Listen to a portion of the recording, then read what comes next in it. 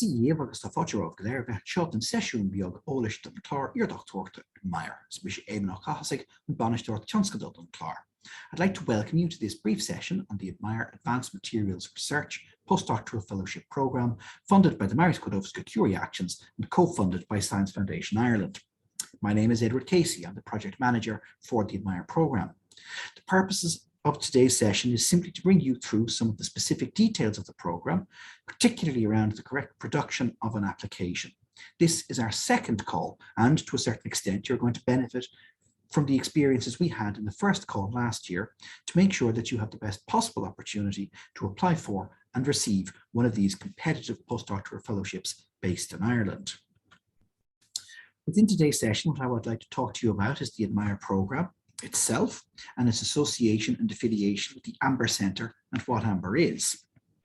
Then some brief details about what Marie Skłodowska-Curie Actions are and the differences between this programme and other traditional MSCAs that you might be familiar with. I want to go through the specific conditions associated with the fellowship, should you be successful in being awarded such a fellowship. And then I wanted to focus in quite a bit of detail on how to apply the steps that are required and the documentation required at each of those steps in order to make sure that you have the best possible opportunity to prepare the best application. We then go through the review process, both in terms of the production of the proposal itself and indeed the preparation for the interview, should you be successful in moving forward to the second stage. Finally, there are some help and tips on proposal development, which we'll share with you later in the presentation. So, what is the Admire programme? It's a co-fund action under the Marie Skłodowska-Curie Actions. The MSCAs are the flagship postgraduate and postdoctoral researcher schemes of the European Commission with a very large focus on researcher mobility. The purpose of the Admire programme is to support the next generation of research leaders in Europe in advanced materials science. And this will be done by facilitating high-quality research and providing the fellows the opportunity to develop the skills and flexibility to begin their independent career in whatever field they choose to go into, be that research, academia, or industry. So, over the course of the Admire programme, we will fund at least 12 fellowships, each of 24 months, to be awarded over 2 calls. The first call was completed in the summer of 2021, and we appointed 7 fellows after that particular competition. We expect to appoint a further 5 fellows during this second call. The Admire programme is hosted at the Amber Centre. The Amber Centre is the Science Foundation Ireland Centre for Advanced Materials and Bioengineering Research. It has its headquarters in Trinity College, Dublin, but participating host organisations are spread across Ireland. There's a particular focus on materials to support sustainability, circular economy, renewable technologies. Within the Admire programme, each project will be at least loosely aligned with one of the 5 key thematic areas, and these are aligned very closely with those of the wider Amber Centre. They include materials for ICT, materials for energy, materials for health, engineered functional materials, and sustainable materials and technologies. One of the things that you will notice, of course, is that it is not always possible to discretize the project you're working on. And indeed, they may span multiple areas. I mentioned this in the context of selecting a suitable supervisor for your project. Only those eligible Admire supervisors can be selected to supervise the fellowships, and there is a list of 83 names published as part of the guide for applicants. The list of those researchers is also available on the website. When you are looking at their background and expertise, you might notice that they do not necessarily have expertise or interests aligned with your particular project, but don't be afraid to reach out to them. Part of the purpose of the Admire postdoctoral fellowships, or indeed any postdoctoral fellowship run by the European Commission or any of the co-funds, is that it is the first step in your independent research career. Consequently, it's very unlikely that you're going to find someone who has exactly the same background or interests as you do right now. So do pay particular attention to the idea that the areas of research will be complementary to yours and vice versa. As I mentioned, the Amber Centre is spread across Ireland, bringing together 9 research-intensive institutions with particular expertise in physics, chemistry, engineering, biomedical research, and now we have a cohort working in quantum computing. In the east of Ireland, we have researchers working in Trinity College Dublin, which is the headquarters of the Amber Centre and where I'm currently based. We also have researchers based in Dublin City University in the north of the city, in Royal College of Surgeons, which is close to Trinity in the city centre, and University College Dublin, which is in the south of the city. Moving to the Midlands, there are researchers at the newly created Technological University of the Shannon, formerly the Athlone Institute of Technology. And then over in the west, we have both the National University of Ireland at Galway and the University of Limerick hosting fellowships. Finally, in the south, we have the University College Cork and the Tyndall National Institute. All of the fellowships will be aligned with one of these host organisations.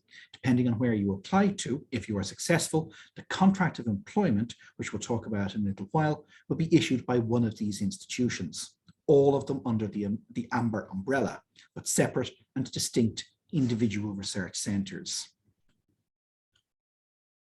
Now I want to give you a little bit of an idea around some of the key dates in terms of this particular call of the fellowship programme. The call itself launched earlier this month on the 1st of February. And here we are today on the 28th of February at the Candidate Information Webinar. Applications will close on the 1st of May at 6 p.m. UTC, at which point we will carry out a series of eligibility checks. Following all the eligibility checks, eligible applications will be forwarded to a panel of expert reviewers all around the world. All applications, and we'll talk about this in a little more detail later on, will be reviewed by at least 3 independent reviewers, each providing scores that will be averaged to produce a final score. Following the review, the Admire Steering Committee will call the top-ranked candidates forward for interview, and we expect those interviews to take place in late June or early July. Following the interviews, the combined scores will be put together, and again, the steering committee will look at those and select the top 5 ranked candidates to make an offer of an award by August 2022. The expectation is that fellows will begin their fellowship in one of the 9 Admire affiliated host institutions from October 2022. As I mentioned already, the MSCA postdoctoral fellowships are a flagship programme of the European Commission in terms of promoting the mobility and research excellence of the next generation of researchers in Europe. So what I want to talk about here is the minor differences between what might be referred to as a standard MSCA postdoctoral fellowship and Admire. Some of you may be familiar with the idea that under Horizon Europe, the new postdoctoral fellowships have been rolled out and the first call closed at the end of last year. We expect the first tranche of results in the next few weeks. With the standard MSCA postdoctoral fellowship scheme, it's a bottom-up approach to the research, and it can be in any field with any supervisor at any eligible host institution. One key aspect of those proposals is to justify your choice of host and supervisor. Within the Admire programme, however, because it's already aligned with the Advanced Materials Research portfolio of the Amber Centre, it's a little more limited. Only those supervisors that are listed in the annex to the guide for applicants can act as a supervisor and hold funds on your behalf. And all the projects must align in some way with the 5 key research thematic areas of both Admire and the Amber Centre. In terms of the similarities then with the MSCA postdoctoral fellowships, that is the review process that we employ, it's very strongly based on what were the individual fellowships under Horizon 2020. And they're designed to be equitable and independent. The independent review stage is augmented with an interview. The purpose of the expert review is to assess the scientific excellence of the proposal, whereas the interview predominantly looks at the fit with the Amber Centre more widely. Just to note, you must select a supervisor from among those listed on the Amber website or from within the guide to applicants, and your project must align with one of the 5 research themes. This is unlike the standard postdoctoral fellowships. The other thing to note, and this is quite important, is that Amber was funded under Horizon 2020. Consequently, we use what might look like older versions of templates and guidance documents, but we are, as a Horizon 2020 funded programme, required to follow those rules and regulations as appropriate. And as directed by the Commission, we will roll out new rules and regulations or update our procedures and protocols. But for now, we follow the H2020 schemes. So what exactly is covered by one of these fellowship programs? In exactly the same way as a standard postdoctoral fellowship, these are highly competitive but well-paid research fellowships. And we offer a 2-year contract of employment through one of the 9 research institutes associated with the Amber Centre. These fellowships are co-funded through SFI and the EU.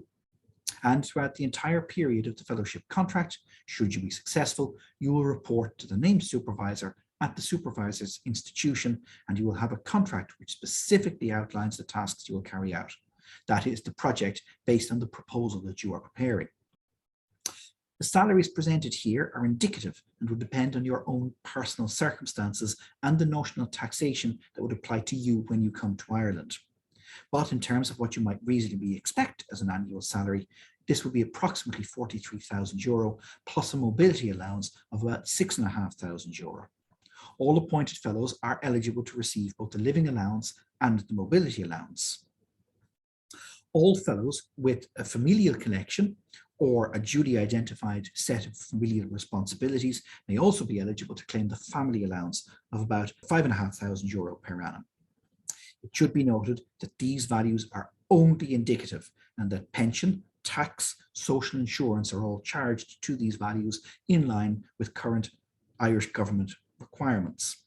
Virtually all of the centres that are associated with Amber and Admire are research bodies and subject to pension contributions on both the employer and employee side. In addition to the salary, there will be a research budget of approximately €10,500 per year. And you have access to centrally managed training programs that we'll talk in more detail in a little while. A key element of all the different MSCAs is the idea that you are a fully embedded employee within the host country, and you are entitled to all of the rights and benefits of any contract researcher in Ireland. It should also be pointed out that in order to receive those rights and entitlements, there are certain duties and responsibilities that are outlined in your contract. But it does mean that you'll have access to Irish National Health Insurance and employee assistance programs, as well as access to other local, institutional or national support services. There's a good deal of information about coming to live and work in Ireland, and these can be accessed both through the youraccess.eu website and indeed the citizensinformation.eu websites. I would highly recommend that you check out those websites and indeed any of the reference material in the guide for applicants, particularly about coming to Ireland. For anyone who is a non-EEA applicant successful in the award of a fellowship, there is a streamlined visa application process called the hosting agreement that will be arranged and allows you and your dependents to come to Ireland on a fast-track basis. There are certain visa eligibility criteria that must be met on your part, but the process is overall much more streamlined. As I mentioned, a key element of the Admire programme is the development of the next generation of research leaders to allow you to go on to your chosen career path, either in academia, research, or industry. With this in mind, a key component of all MSCA programmes is a personal career development plan. We have a comprehensive structure for this and tools to support you in its development during the implementation of your fellowship. So, as part of your application, you will select a primary supervisor from that list of 83 eligible supervisors. Once you've got on to the implementation phase, the Admire programme will help you and your supervisor select a suitable secondary supervisor to assist in your mentoring during the implementation of the project you've selected. A key area of the Admire programme, in line with other MSCAs, is the idea of intersectoral and interdisciplinary exposure, and this is very closely linked with secondments. Secondments are not a requirement at the time of the application.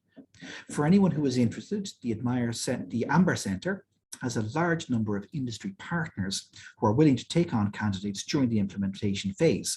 So it is not required to have a secondment included in your proposal, but we will work with you to make sure that you get the best possible outcomes from your fellowship, up to and including a suitable secondment, making sure that it aligns with your research portfolio, the interests of your supervisor, and the guidance of your mentor, and indeed the secondment host.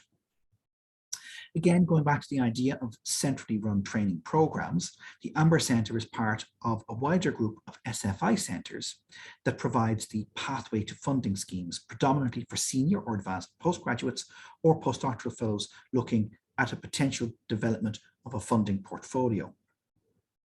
All Admire Fellows will take part in the Amber Winter School. That's been somewhat postponed and delayed during COVID. It looks like the next one of these will take place in September or October of this year, and then we hope to go back to the winter school idea from 2023 onwards.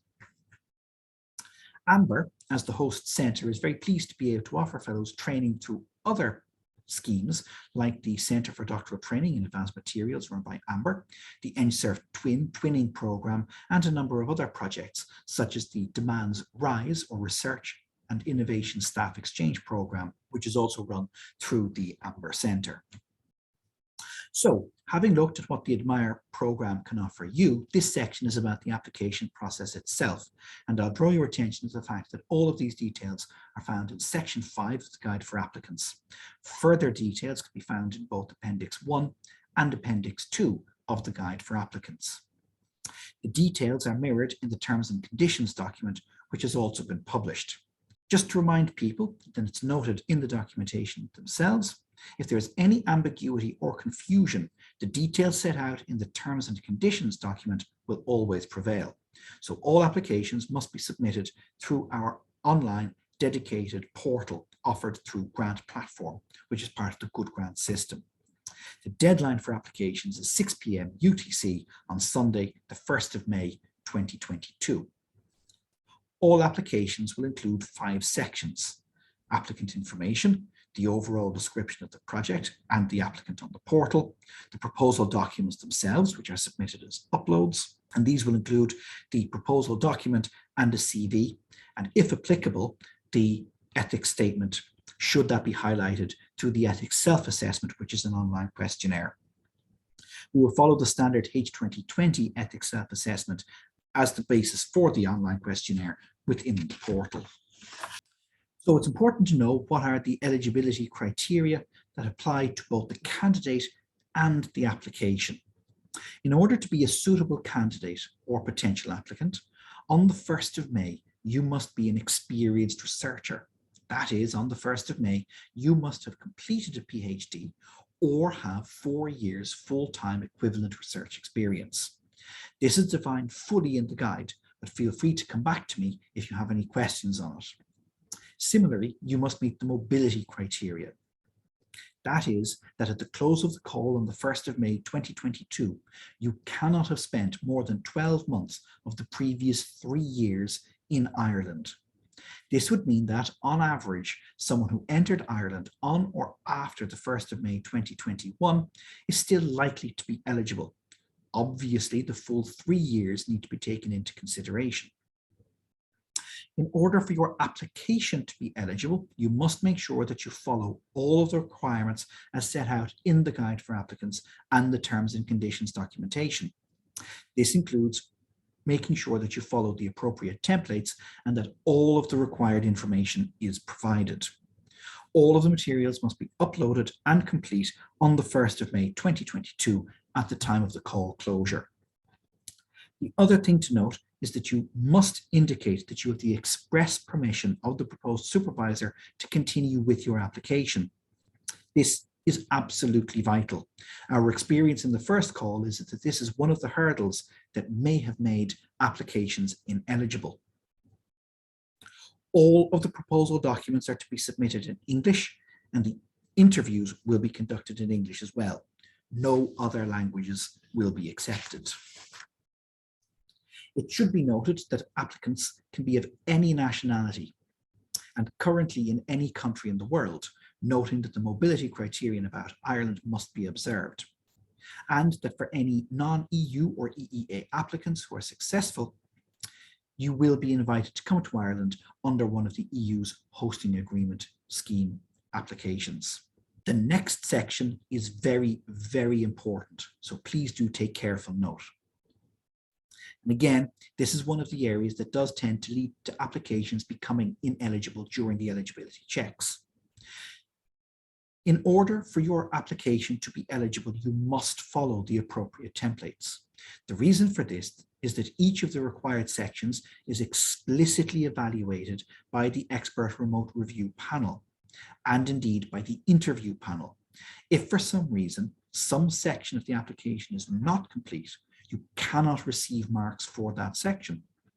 and consequently, your application will fall below the threshold required to be eligible for a fellowship and for funding.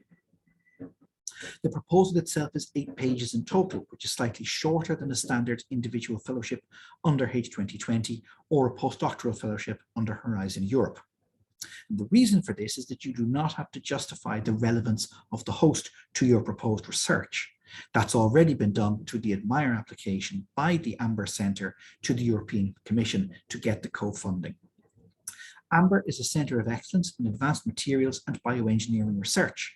We are looking for candidates who can apply to one of our 5 identified thematic areas under the supervision of one of our 83 eligible supervisors.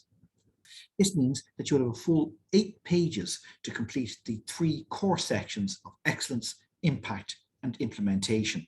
There is guidance within the proposal template and on the website for each of those sections.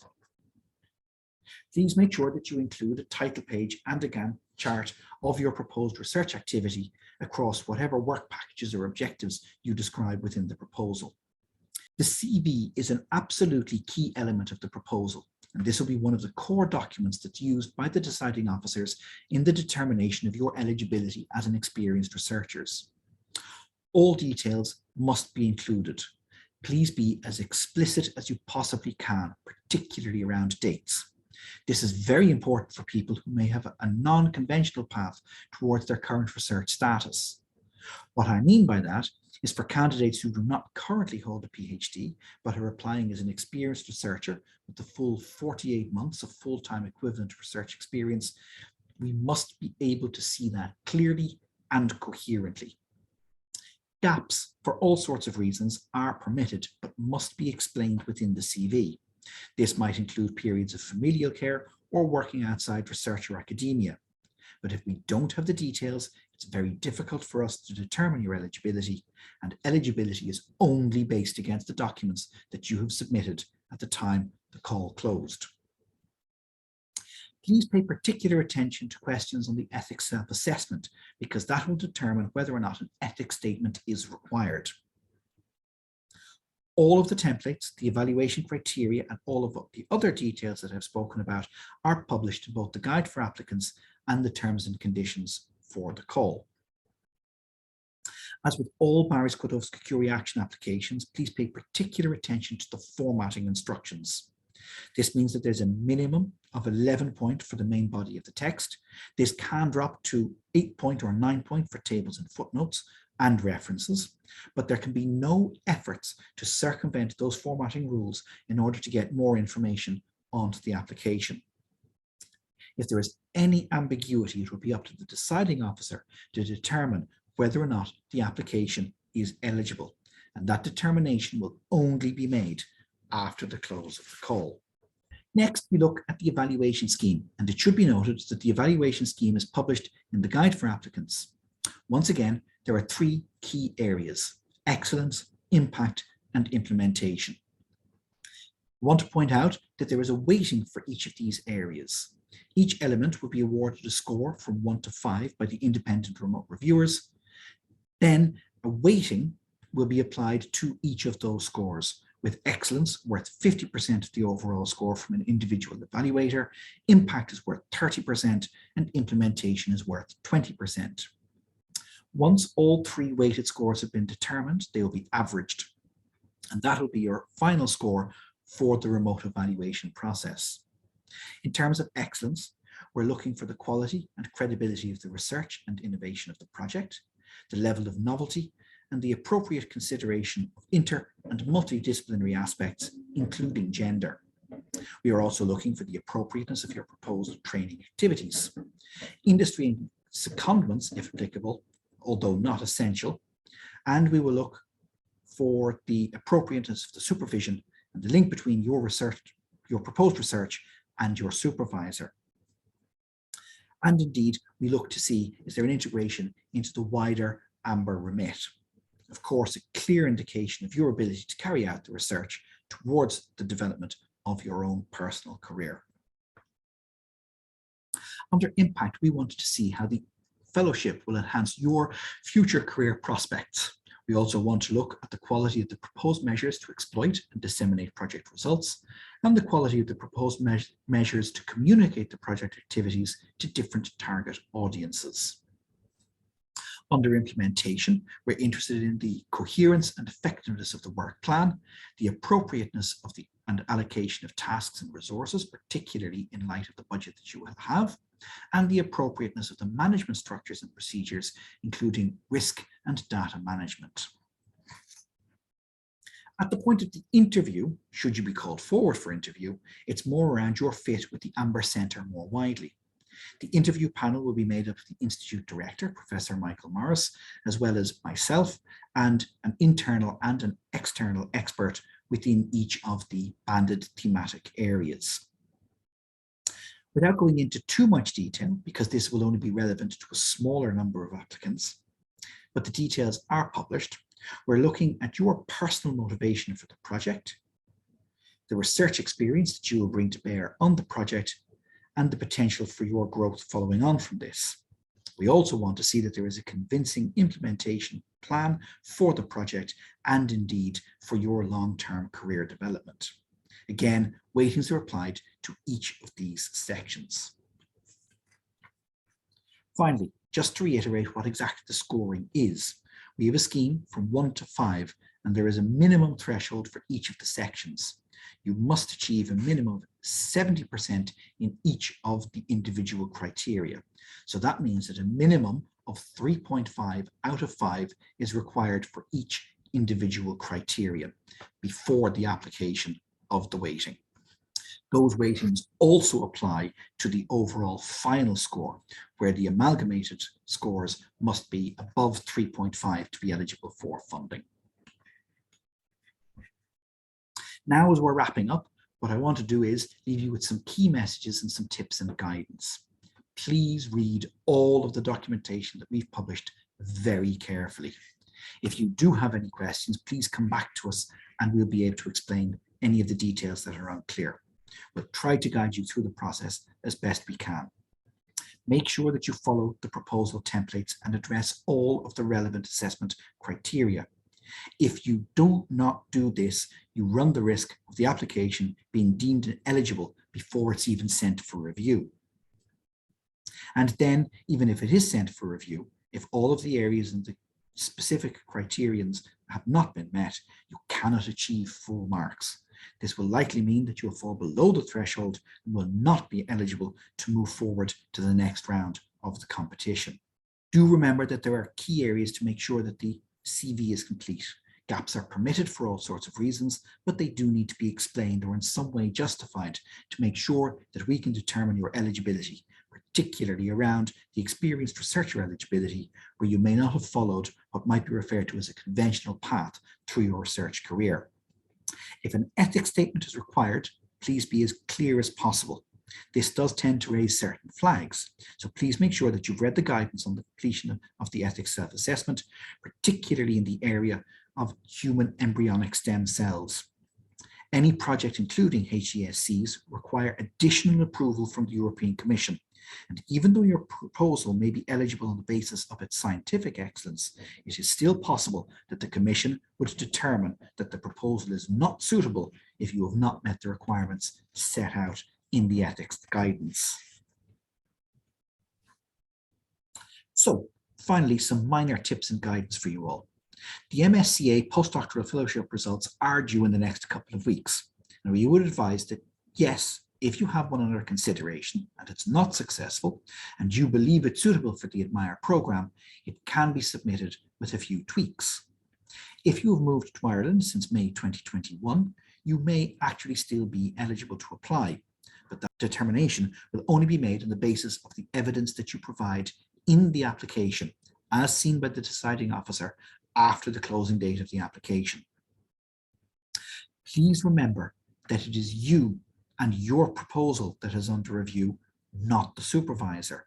You must be able to show a personal motivation for the project. This is particularly important when it comes to the interviews, should you be successful at the remote review stage.